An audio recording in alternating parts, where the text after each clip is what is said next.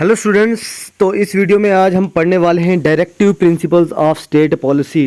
ठीक है, यानी कि डीपीएसपीज के बारे में हम इस वीडियो में पूरा कवर करेंगे। ठीक है, तो ध्यान से समझिएगा इस टॉपिक को, क्योंकि ये एक इम्पॉर्टेंट टॉपिक है इंडियन पॉलिटी का और आपके सभी एग्जाम्स के लिए बहुत ही ज़रूरी है भाई साहब। ठीक है, तो मैं हूँ आपके साथ जडहान सर। तो आइए शुरू करते हैं आज का टॉपिक डीपीएसपीज। ठीक है, तो यहाँ पे देखिए directive principles of state policy part 4 में आता है।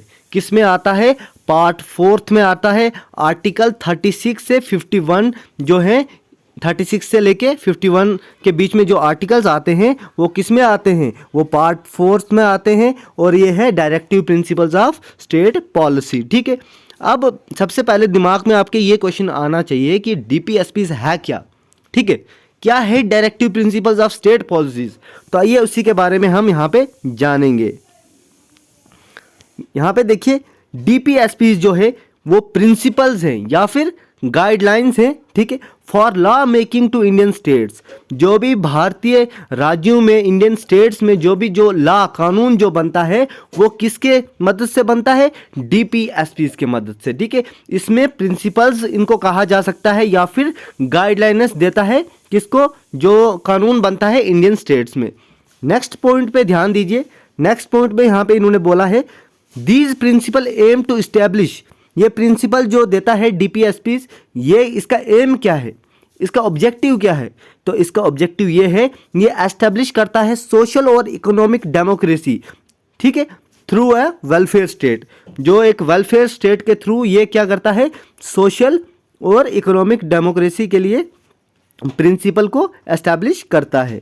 नेक्स्ट पॉइंट देखिए कि जो डायरेक्टिव प्रिंसिपल्स हैं ये पार्ट 4 में आता है, मैंने ऑलरेडी आपको बताया है। और आर्टिकल 36 से 51 के बीच में जितने आर्टिकल्स आते हैं ये डीपीएसपीज में आते हैं। ठीक है, कॉन्स्टिट्यूशन के। और ये कहाँ से बोरो किए गए हैं?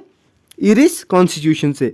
डीपीएसपीज जो बोरो किए हैं आर्टिकल 36 से 51 जो पार्ट 4 में है, ये इरिस कॉन्स्टिट्यूशन से बोरो किए हैं। ये इंपॉर्टेंट पॉइंट है, 5 स्टार लगा लीजिए इसको। अगला पॉइंट है हमारे पास कि जो डीपीएसपी है, डायरेक्टिव प्रिंसिपल्स हैं जो are like the instrument of instructions. ये एक मान लो कि इंस्ट्रक्शंस का इंस्ट्रूमेंट है ये। ठीक है, जिसपे इंस्ट्रक्शंस दिए हैं। ठीक है, given in government of India act. और ये कौन से एक्ट है इसका? 1935 गवर्नमेंट ऑफ इंडिया एक्ट के तहत क्या है directive principles? Instrument of instructions. ठीक है, नेक्स्ट देखिए एट प्रेजेंट की बात करें तो अंडर आर्टिकल 31C, ठीक है, a law can be protected. Article 31C जो है इसमें बताया गया है कि लॉ जो कानून को बचाया जा सकता है और इम्प्लीमेंट किया जा सकता है आर्टिकल 39B और C के तहत।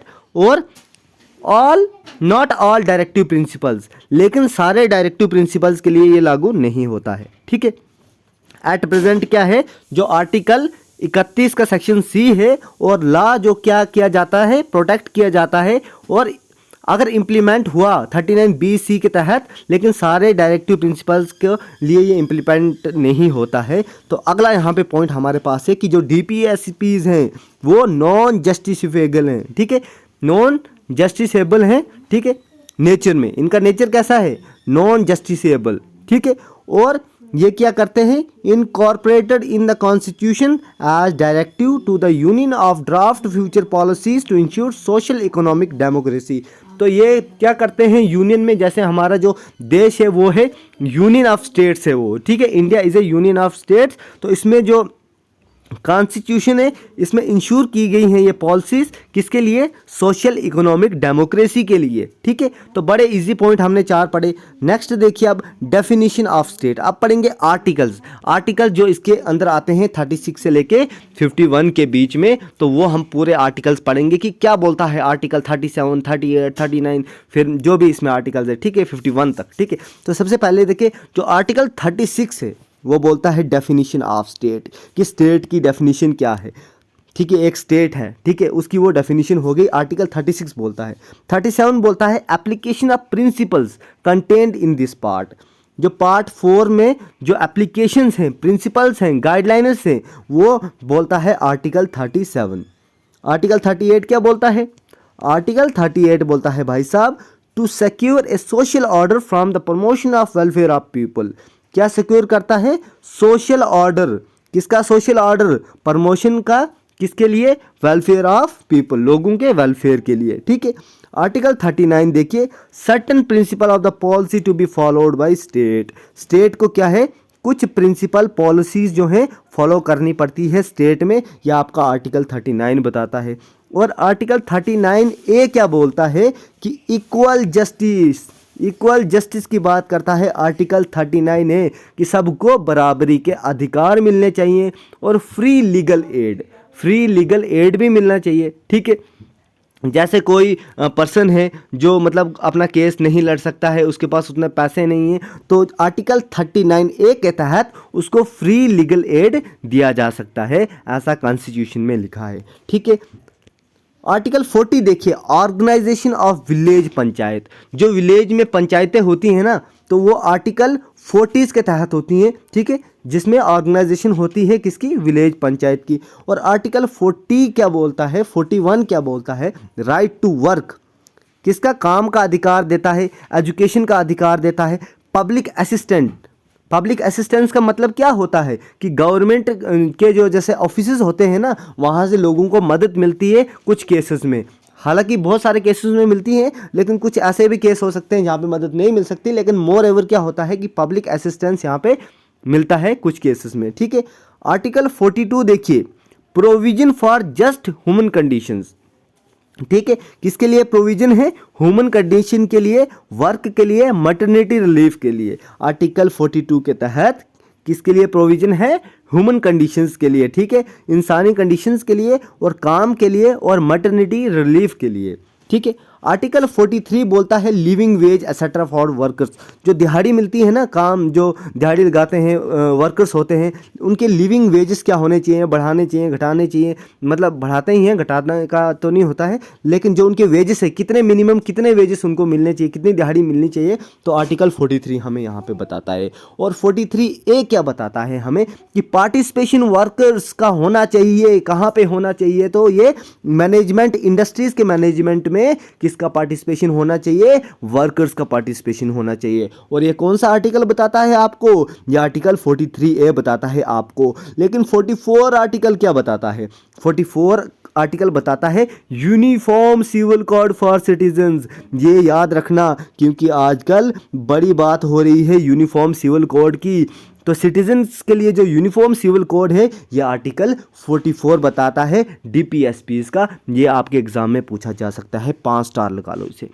देखिए आर्टिकल 45, आर्टिकल 45 में बोला गया है कि फ्री और कंपलसरी एजुकेशन। ठीक है, अर्ली चाइल्डहुड के लिए क्या है? इसमें प्रोविजन है कि फ्री और कंपलसरी एजुकेशन जो मिलनी चाहिए चिल्ड्रंस को, आर्टिकल 45 ये बताता है। और आर्टिकल 46 क्या बताता है? प्रमोशन ऑफ एजुकेशन, कि एजुकेशन की प्रमोशन होनी चाहिए, ज़्यादा से ज़्यादा लोग एजुकेट हो और देश को आगे बढ़ाया जाए, तरक्की हो देश की। ठीक है, इकोनॉमिक इंटरेस्ट बढ़े SC ST और अदर सेक्शंस में। और जो शेड्यूल्ड कास्ट और शेड्यूल्ड ट्राइब के लिए जो क्या है एजुकेशन के लिए, आर्टिकल 46 है। ठीक है। आर्टिकल 47 देखिए, आर्टिकल 47 में क्या लिखा है? आर्टिकल 47 बताता है duty of state to raise the level of nutrition. Article 47 में क्या है कि स्टेट की ये ड्यूटी है कि उनको न्यूट्रिशन का लेवल बढ़ाना है, रेज करना है न्यूट्रिशन का लेवल स्टैंडर्ड लिविंग से, ताकि पब्लिक की हेल्थ का इम्प्रूवमेंट हो सके। जैसे कि आप देख सकते हैं कि जैसे बड़े सारे आंगनवाड़ी सेंटर्स खुलते हैं, फिर और राशन मिलता है। ठीक है, और फेयर शॉप प्राइस होती है। ठीक है, तो उस आर्टिकल 47 के तहत मिलता है। स्टोर से राशन लाते हैं, जैसे सिंपल भाषा में आपको बताता हूँ, राशन कार्ड्स होते हैं, फिर आंगनवाड़ी में बच्चों को खाना दिया जाता है। तो ये स्टेट की ड्यूटी होती है ताकि ये न्यूट्रिशन का लेवल रेज कर सके, बीमारियाँ कम फैल सके और ज़्यादा से ज़्यादा लोग हंगर स्ट्राइक से बचें। ठीक है। आर्टिकल 48 क्या बोलता है? ऑर्गेनाइजेशन ऑफ एग्रीकल्चर, एग्रीकल्चर का और एनिमल हस्बेंड्री का जो ऑर्गेनाइजेशन है वो आर्टिकल 48 में बोला जाता है। आर्टिकल 49 क्या कहता है? प्रोटेक्शन, प्रोटेक्शन और इम्प्रूवमेंट किसकी होनी चाहिए? इन्वायरमेंट की होनी चाहिए। सेफ गार्ड, सेफ रखने हैं फॉरेस्ट्स, वाइल्ड लाइफ, जो हमारे जानदार जो जानवर हैं और फॉरेस्ट हैं, जैसे कि हमारे जंगल हैं, उनको काटना नहीं है, जंगलों को बढ़ाना है, क्योंकि वो हमारे लिए बड़ा ज़रूरी है। तो आर्टिकल 48 क्या करता है, प्रोटेक्शन देता है और इम्प्रूवमेंट देता है इन्वायरमेंट की, और सेफ गार्ड करता है फॉरेस्ट और वाइल्ड लाइफ को। आर्टिकल 49 क्या करता है, प्रोटेक्शन ऑफ मोनूमेंट्स, जो हिस्टोरिकल मोनूमेंट्स है, जैसे कि लाल किला है, ताजमहल है, फिर और कुतुब मीनार है, और बड़े सारे टेम्पल्स हैं, जो हिस्टोरिकल मोनूमेंट्स हैं, उनको प्रोटेक्शन के लिए आर्टिकल 49 जो है जो पावर देता है। ठीक है, ऑब्जेक्ट्स ऑफ नेशनल इंपॉर्टेंस, जो नेशनल इंपॉर्टेंस है, जिनसे हमारा भारत जाना जाता है। ठीक है, जैसे अक्षरधाम टेम्पल भी है, बहुत सारा चीज़ें हैं इसमें नेशनल मोनूमेंट्स में। ठीक है, आर्टिकल 50 बोलता है separation of judiciary from executive, कि जो जुडिशरी है वो एक ऑटोनॉमस बॉडी है, इंडिपेंडेंट बॉडी है एग्जीक्यूटिव से। ठीक है, आर्टिकल 51 क्या बोलता है, आर्टिकल 51 बोलता है promotion of international peace and security, कि प्रमोशन हो इंटरनेशनल पीस की, बाहर देशों में भी अमन की जो है प्रमोशन हो, प्रचार हो कि अमन होना चाहिए, क्योंकि ठीक है इसी से तो हमारी इकोनॉमी बढ़ेगी, हर चीज़ बढ़ेगी, इसी से नाम बढ़ेगा। ठीक है, और हमारा देश जो है आगे बढ़ेगा। ठीक है, तो ये थे आर्टिकल, ठीक है, 36 से 51 जो आते हैं directive principle of state policy में। अब देखिए कुछ हम जानेंगे। ठीक है, क्या जानेंगे अब हम जानेंगे डीपीएसपीस के अंदर 3 सेक्शंस आती हैं, 3 ऐसे और टाइप्स इसमें आते हैं, जिसमें फर्स्ट टाइप आती है सोशलिस्ट प्रिंसिपल्स। सोशलिस्ट प्रिंसिपल में कौन कौन से आर्टिकल आते हैं, आर्टिकल 39, ठीक है, 38, 39A, 41, 42, 43, 48A और 47। और गांधीयन प्रिंसिपल जो आता है नंबर 2 पे, इस पे क्या क्या आता है, आर्टिकल 43, 43B, 46, 47, 48। और लिबरल जो प्रिंसिपल है उसमें आर्टिकल आता है 44, 45, 48, 48A, 49, 50, 51। ठीक है, तो ये 3 प्रकार के जो डीपीएसपीज हैं वो कौन कौन से हैं, सोशलिस्ट प्रिंसिपल, गांधीयन प्रिंसिपल और लिबरल प्रिंसिपल्स। ठीक है, नेक्स्ट देखेंगे न्यूली एडेड डायरेक्टिव प्रिंसिपल, जो नए डायरेक्टिव प्रिंसिपल्स ऐड हुए हैं वो कौन कौन से हैं। जो 42nd अमेंडमेंट एक्ट से, ये ए का मतलब है अमेंडमेंट एक्ट से, जो 1976 का 42nd अमेंडमेंट एक्ट हुआ था, उससे 39A को ऐड किया गया, 43A को ऐड किया गया, 43 और 48A को ऐड किया गया। ठीक है, और एक और प्रोविजन जो है आर्टिकल 39 में किया गया। ठीक है, और यहाँ पे देखिए जो इसमें 39A क्या बोलता है, आप विस्तार से पढ़ते हैं। 39A बोलता है इक्वल जस्टिस और फ्री लीगल एड। और 43A क्या बोलता है, 43A बोलता है कि पार्टिसिपेशन जो होना चाहिए वर्कर्स का होना चाहिए, किसमें, मैनेजमेंट ऑफ इंडस्ट्रीज़ में। ठीक है, 48A क्या बोलता है, प्रोटेक्ट करेंगे, इम्प्रूवमेंट करेंगे इन्वायरमेंट को, फॉरेस्ट और वाइल्ड लाइफ को।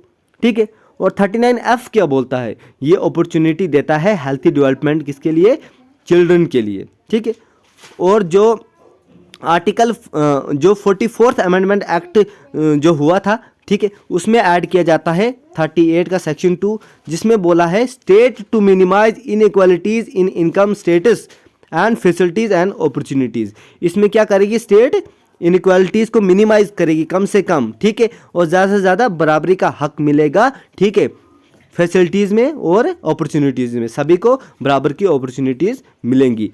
और आर्टिकल जो है यहाँ पे देखिए, आर्टिकल 45 जो है उसमें चेंज किया गया है 86th अमेंडमेंट एक्ट से। ठीक है, 2002 में ये कराया गया था। इसमें क्या बोला है, अब इसमें बोला है कि early childhood care education for all children until they attain at the age of 6 साल। 6 साल तक क्या होगा, सभी बच्चों को क्या मिलेगी, एजुकेशन मिलनी ही चाहिए। ठीक है, मिलनी ही चाहिए। और अर्ली चाइल्डहुड केयर, जिसमें बहुत सारे विद्यालय खोले, जैसे एकल विद्यालय, कुछ ऐसी स्कीम्स निकालती है गवर्नमेंट। ठीक है, नेक्स्ट देखिए 97th अमेंडमेंट एक्ट हमारे पास जो लास्ट है, तो वो हुआ था 2011 में। जो लेटेस्ट जिसमें जो नया डायरेक्टिव प्रिंसिपल ऐड किया गया, आर्टिकल 43B। ठीक है, इसमें क्या बोला गया है, इसमें बोला गया है कि state shall endeavor to promote voluntary formation, autonomous functioning, democratic control and professional management of cooperative societies।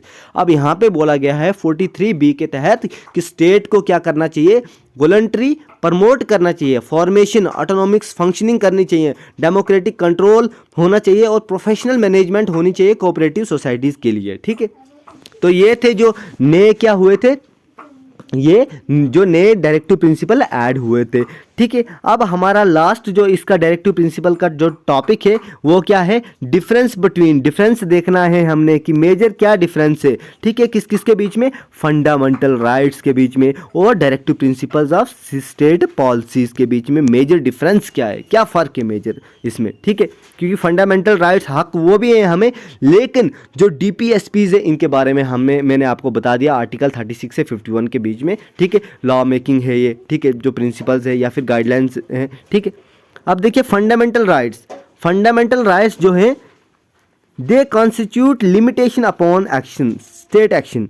इसमें क्या है, वो कॉन्स्टिट्यूट करते हैं लिमिटेशंस, कुछ मतलब उनका ये होता है कि कुछ लिमिट्स होती हैं स्टेट एक्शन के लिए। और यहाँ पे देखिए DPSPs में क्या होता है कि जो nature of instrument of instruction होता है, ठीक है, गवर्नमेंट को क्या करना पड़ता है, अचीव करना पड़ता है कुछ एंड्स तक, ठीक है। नेक्स्ट देखिए यहाँ पे ये कॉन्स्टिट्यूशनली इन्फोर्सेबल है, ठीक है, कि हाँ जी ये फंडामेंटल राइट्स जो हैं आपके इन्फोर्सेबल हैं और जस्टिसेबल भी हैं। लेकिन जो DPSPs हैं वो ना ही इन्फोर्सेबल हैं और ना ही जस्टिसेबल हैं, ठीक है। और यहाँ पे जो है फंडामेंटल राइट्स में इसको लेजिस्लेटिव अप्रूवल की ज़रूरत नहीं पड़ती है, ना ही एग्जीक्यूशन की, ठीक है, फंडामेंटल की, क्योंकि ये तो ऑलरेडी है, ठीक है। लेकिन DPSPs को क्या है, अगर इनको इम्प्लीमेंट करना है तो इनको लेजिस्लेशन की ज़रूरत पड़ती है, किसके एब्सेंस में, अगर स्टेट की पॉलिसी के एब्सेंस में इनको लेजिस्लेशन की ज़रूरत पड़ती है, ठीक है। नेक्स्ट देखिए स्पेसिफिक इन नेचर है फंडामेंटल राइट और वाइडर क्या है, वाइडर व्हेन कंपेयर टू, हाँ जब अगर कंपेयर करते हैं DPSP को किससे कंपेयर करते हैं, फंडामेंटल राइट से, तो ये वाइडर है, ठीक है। फंडामेंटल राइट से वाइडर कौन है, ये कौन है आपका DPSP, ठीक है।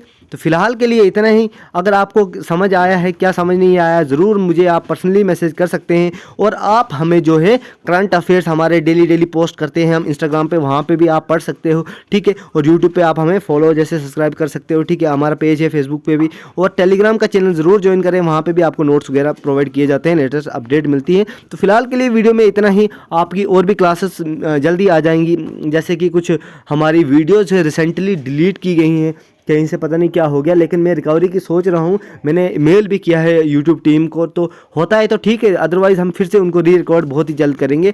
और आपकी अभी और क्लासेस आएंगी आज के ही दिन में। तो तब तक के लिए बाय बाय, टेक केयर।